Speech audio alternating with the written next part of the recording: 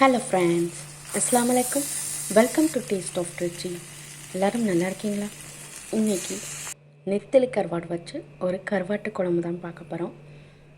எப்படி பண்ணலான்னு பார்க்குறதுக்கு முன்னாடி நம்ம சேனலை இது வரைக்கும் சப்ஸ்கிரைப் பண்ணலன்னா ப்ளீஸ் சப்ஸ்கிரைப் பண்ணிக்கோங்க. அதுக்கு நெத்திலி கருவாடை ஒரு மணி நேரம் தண்ணியில் நல்லா ஊற விட்டுருங்க. ஊறினதுக்கப்புறம் அதோட தலையை மட்டும் இந்த மாதிரி எடுத்தால் க்ளீன் ஆகிடும்.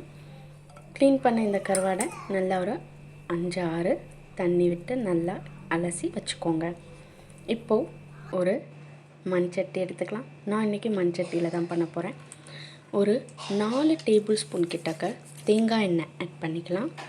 1/4 டீஸ்பூன் போல் வெந்தயம், 1/2 டீஸ்பூன் ஜீரகம், 1 டேபிள் ஸ்பூன் சோம்பு, கொஞ்சமாக கருவேப்பிலையில், ஒரு 20 சின்ன வெங்காயம், 10 பல் பூண்டு, ரெண்டையும் சேர்த்து உப்பு தேவையான அளவு சேர்த்து நல்லா வதக்கி விடுங்க. நல்லா வதங்கினதுக்கப்புறம் ஒரு 2 டீஸ்பூன் மிளகாய்த்தூள், 1 டீஸ்பூன் காஷ்மீரி மிளகாய்த்தூள் சேர்த்து அதையும் நல்லா வதக்கிக்கோங்க. இப்போது கத்திரிக்காய், முருங்கைக்காய் காய் நான் ஆட் பண்ணிக்கிறேன். கத்திரிக்காய் இந்த மாதிரி கட் பண்ணி ஆட் பண்ணிக்கோங்க.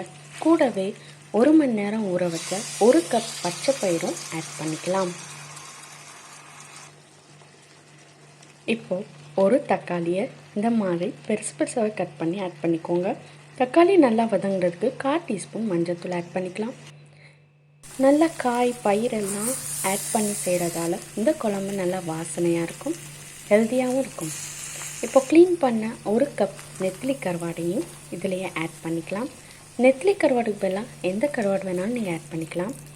இப்போது ஒரு சின்ன எலும்பிச்சப்பழ அளவு புளியை கரைச்சி வச்ச 1 கப் புளியையும் புளி கரைச்சலையும் ஊற்றிக்கலாம்.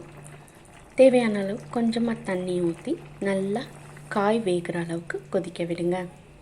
காய் எல்லாம் நல்லா வெந்ததுக்கப்புறம் 1 டேபிள் ஸ்பூன் சோம்பு, 2-3 டேபிள் ஸ்பூன் மல்லி தூள் எல்லாம் சேர்த்து அரைச்சி வச்ச 1 கப் தேங்காவை இந்த மாதிரி ஆட் பண்ணி குழம்புக்கு தேவையான அளவு தண்ணி ஆட் பண்ணி எண்ணெய் நல்லா பிரிஞ்சு வர அளவுக்கு நல்லா கொதிக்க வச்சா நம்மளோட கருவாட்டு குழம்பு நல்லா ரிச்சான ஒரு டேஸ்ட்டில் ரெடி ஆகிடுச்சு.